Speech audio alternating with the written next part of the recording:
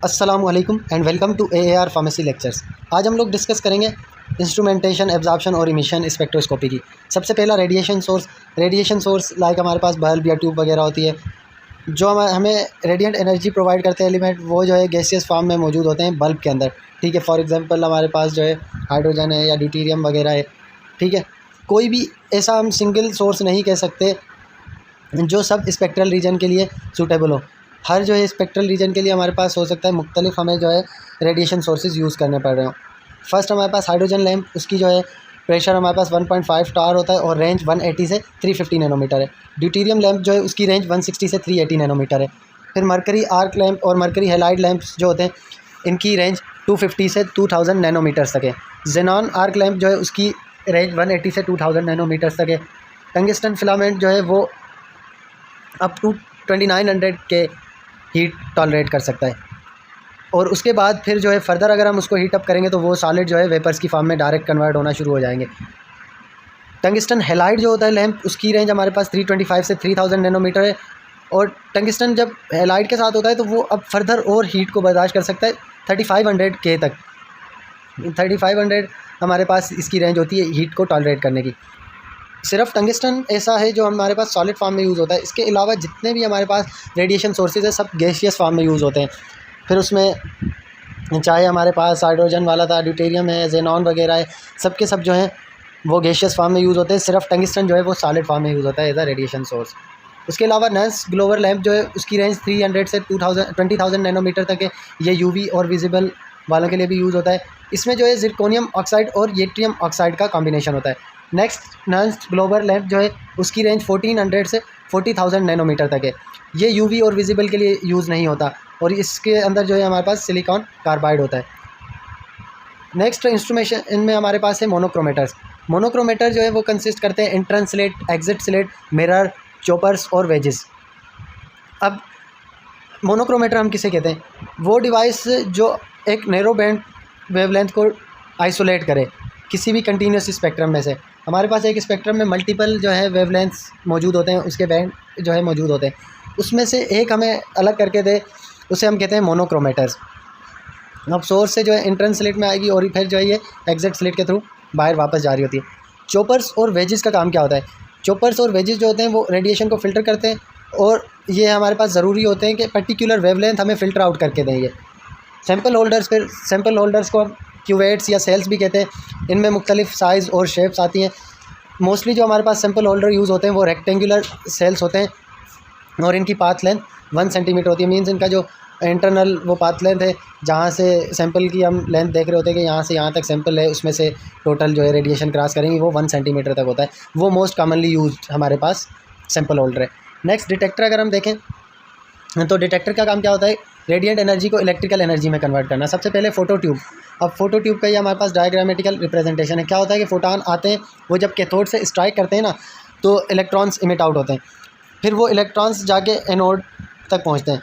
फिर एनोड उसको क्या करता है कि इलेक्ट्रिकल एनर्जी को की फॉर्म में कन्वर्ट कर देता है और इलेक्ट्रिकल एनर्जी में जब वो कन्वर्ट हो जाता है तो फिर रीड आउट डिवाइस तक जाता है और इस तरह से जो है हमें मिल जाता है ये।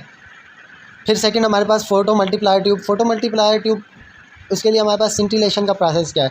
सिंटिलेशन में क्या होता है कि फोटान की मदद से या लाइट एनर्जी की मदद से जो है कन्वर्जन हो केमिकल एनर्जी की इनटू इलेक्ट्रिकल एनर्जी। मींस इसमें केमिकल एनर्जी जो है ना वो कन्वर्ट हो रही है इलेक्ट्रिकल एनर्जी में, मगर किसकी मदद से हो रही है? फोटान या लाइट की मदद से। तो इस प्रोसेस को हम कहते हैं सिंटिलेशन। डायनोड एक स्पेशल टाइप है इलेक्ट्रोड का जो पर्टिकुलर कोटिंग के साथ मौजूद होता है। वो क्या करता है? इलेक्ट्रॉन्स की मल्टीप्लिकेशन कराता है। मीन्स जैसे ही इलेक्ट्रॉन आके उससे स्ट्राइक करेगा तो वो उसको डबल कर देगा, फिर 2 आएंगे तो वो उसको और डबल करता रहेगा, 4। इस तरह वो जो है इलेक्ट्रॉन की मल्टीप्लिकेशन करता रहता है। जितना ज़्यादा डायनोड का नंबर होगा उतनी ज़्यादा एक्यूरेसी होगी हमारे पास। तो इसमें क्या होता है? फोटान आके स्ट्राइक करते हैं कैथोड से, उसके बाद इलेक्ट्रॉन रिलीज़ होते हैं। इलेक्ट्रॉन फिर डायनोड से स्ट्राइक करते हैं और वहाँ पे जो है डायनोड उसको मल्टीप्लाई करता रहता है। फिर वो जो इलेक्ट्रॉन है वो सेंड होते हैं एनोड की तरफ, फिर वो उनको कन्वर्ट करता है इलेक्ट्रॉन्स को इलेक्ट्रिकल एनर्जी के अंदर। फिर वो जो है एनर्जी हमारे पास रीड आउट डिवाइस तक जाती है। अब जो इसमें कैथोड था ना वो हमारे पास sodium iodide crystal containing cathode था, फोटो इमिसिव कैथोड। थर्ड हमारे पास है photo diode array.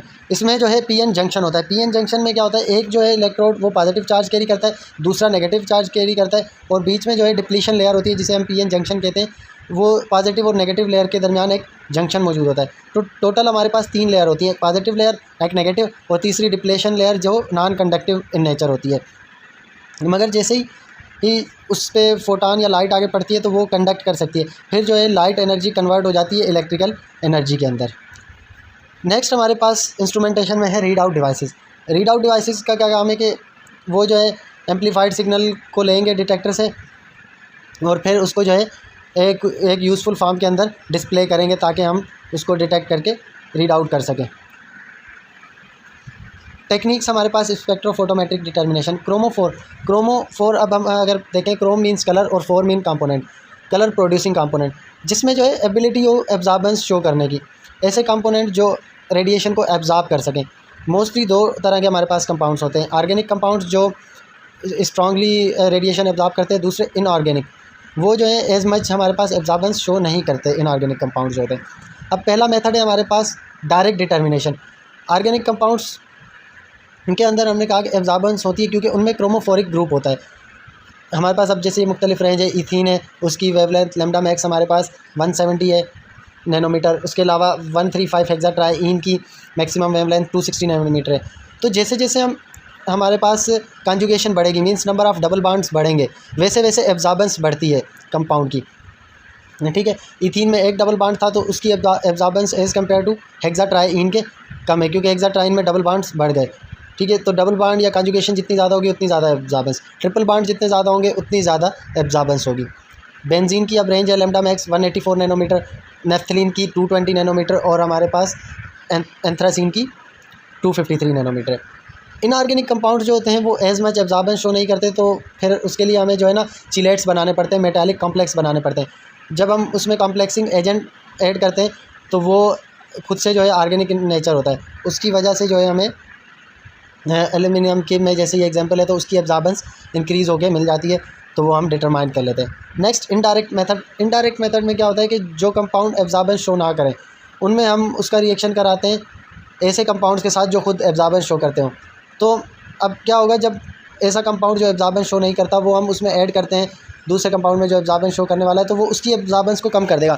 For example एक कंपाउंड हमारे पास 150 की एब्जॉर्बेंस शो कर रहा था या कोई भी एब्जॉर्बेंस शो कर रहा था, 1 शो कर रहा था, 2 शो कर रहा था, और हमने उसमें दूसरा मालिक्यूल ऐड कर दिया जो एब्जॉर्बेंस नहीं दिखाता था खुद, तो अल्टीमेटली क्या होगा, वो उसकी एब्जॉर्बेंस 2 से कम कर देगा, 1.5 कर दी, 1.7 कर दी। तो इस तरह से वो जो है फर्स्ट वाला जो है सेकंड वाले की हमारे पास एब्जॉर्बेंस कम कर देगा।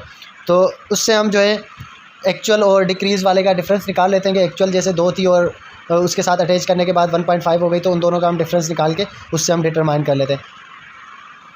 फ्लोराइड आयन कॉमनली इस टेक्निक के थ्रू डिटरमाइन किया जाता है। अब जिरकोनियम हमारे पास जो है इरिकोम साइनाइड, उसको हम अगर फ्लोराइड के साथ ऐड करें तो फॉर एग्जांपल इसकी पहले एब्जॉर्बेंस 1 थी, अब जिरकोनियम फ्लोराइड का वो जो हमारे पास कॉम्बिनेशन बन गया उसकी एब्जॉर्बेंस 0.5 हो गई, तो एब्जॉर्बेंस जो है जिरकोनियम की वो डिक्रीज़ हो गई क्योंकि वो जो है जिरकोनियम चेंज हो गया रिएक्शन के बाद फ्लोराइड के साथ।